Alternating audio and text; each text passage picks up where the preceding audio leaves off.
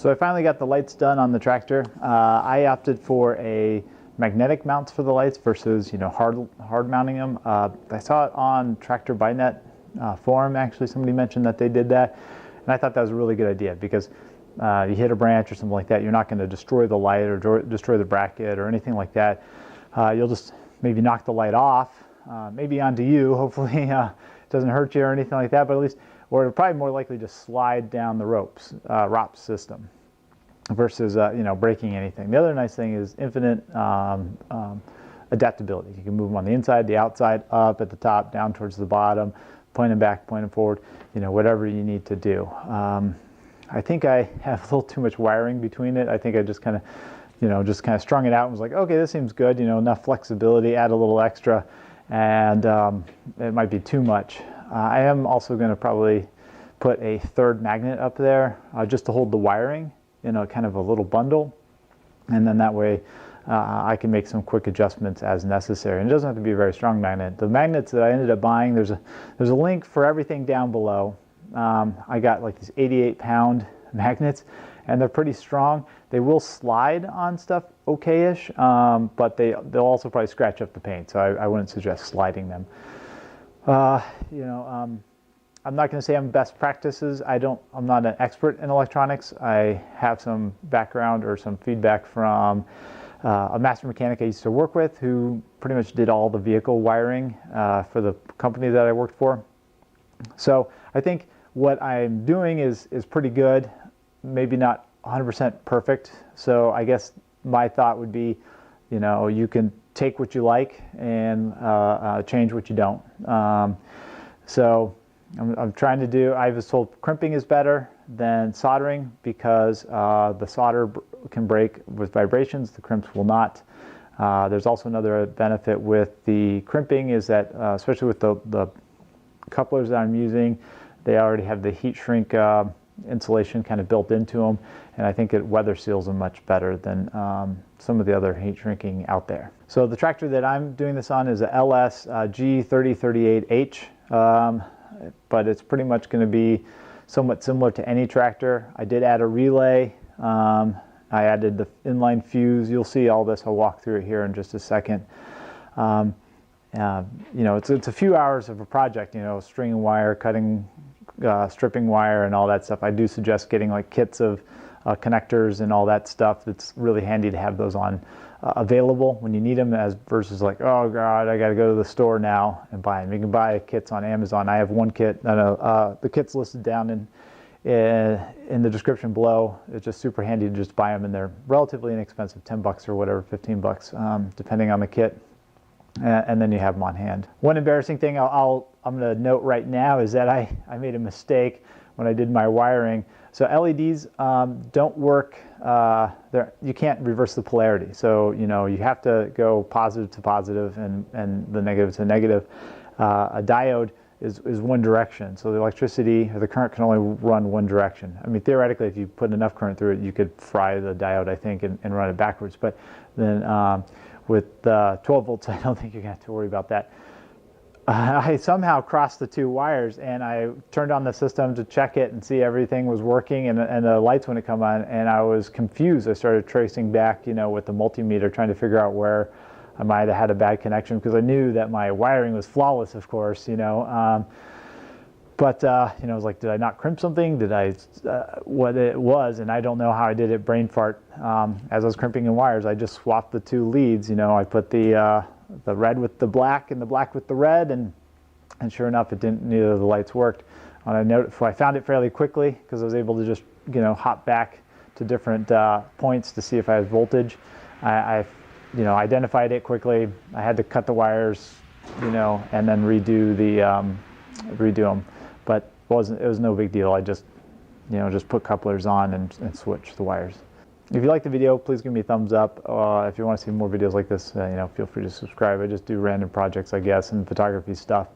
Let's go ahead and I'm going to walk through the tractor right now and just show you what I did, and then I'll show you also like kind of how I was crimping and heat shrinking the insulation stuff, and then I'll show you what the lights look like, and again, hopefully you find this helpful. All right, so starting at the battery, I decided to wire into the battery versus trying to find an empty fuse. And I also opted to try to follow the wiring that's currently in the tractor. So it ends up going underneath, coming out here. Now I do kind of get caught up in some of the hydraulics here, but it does get back onto the wire harness, comes up, and then up into, like, it might be hard to see, underneath the dash. Now it starts getting a little confusing, but the wires come in on the other side. They come down here. The main power wire goes to the relay, and then on one side it comes in on that side, and then on this side it goes to the light. So this is the part of the relay where you're actually switching the power side versus the signal side. Now the signal side, this wire here goes to up underneath to the switch, which is over there. I'll go on the other side, or on the top side, and show you that in a sec. But there's a switch, and then that switch goes to up into where the light switch is, and I tap into the headlight wire. So these lights will only work when the headlight is on, which I think is okay. Debated about that. You may want to choose to do it differently. You may just decide that you just have the switch is able to turn the lights on and off whenever, but at least this way I can't accidentally leave them on and kill the tractor. So then, and then for the switching side, so that wire, so it starts basically here, goes to the switch, comes back to the relay, right there. Then this just grounds here, and so this is the signal. So like this is the switched signal that induces the coil, and then this is these two are the actual switch. So now this wire goes to the lights, so it kind of goes up. And again, I'm following the wires of the tractor and up and around.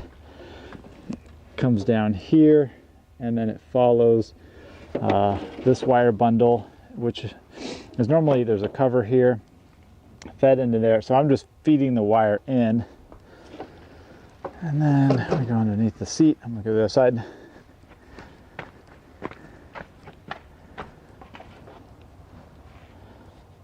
So you can see the wire follows that, and then it goes up, and then it ducks under here. So it ducks under here where the lights are. I then tap into the light here just for the ground side, but actually, so this is unrelated to this wire. This wire goes all the way up to the lights following this inside here. Now the lights come up. Here you can see the first light. There's quite a bit extra cable, and then the other light. And the reason I have all this extra cable so I can move the lights around, though, I think I might have too much cable. We'll see. I'm gonna leave it as is for now. I'm gonna probably get another magnet just so I can hold the lights or the cabling like on a tie or something like that. But right now this gives me ultimate flexibility. Here you can see one of the lights. Now these are just magneted on. Okay. All right, so that's that. They're hard to get. They're actually kind of hard to pull off. So, and I'm trying not to like just slide them because it scratch the paint. But so now I have all this flexibility. I can move the two lights. I can turn them around. I can bring them on the inside of the ROPS if I wanted to. I'm trying to do that one-handed. It's not easy, to protect them, whatever. So that's the reason I chose that. So they come together basically here. They get coupled together, and then the ground goes back down this, and it's grounding. I don't want to say grinding. Grounding on this black wire here. So I used a multimeter to check that this is a ground, and it is, versus trying to like tie into a bolt, which was my original plan, but there's no really small bolts here or nuts or screws to tap into. So I just opted to tap into the wire. Now I'm going to show you a little bit here in a sec how I actually couple it and what I'm using as far as crimps and such. So over here, I forgot to mention on this side, there is an inline fuse for the system. So it's on the hot side with the battery. So when the wire comes in from the battery, which comes in through this hole over here, it comes to this fuse, then it goes to the relay over on the side there. So I forgot to show where the switch was located. So I have these pop-out panels on the tractor. I just popped one out, drilled, it was like a 1/2 inch hole, had to cut away some of the extra plastic support stuff, and then I got a weatherproof switch, and I'll show you that here in a sec. So here's what the switch looks like. So like I said, kind of your standard toggle switch, metal toggle switch, 20 amp rating, I think. Has a nice, solid feel to it. Has the on-off indicator.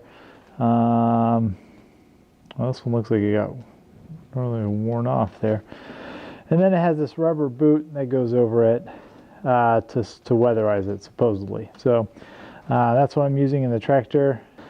And I bought like a pack of 5 of them or so for pretty cheap. Link down in the description if this is something you think will work for you.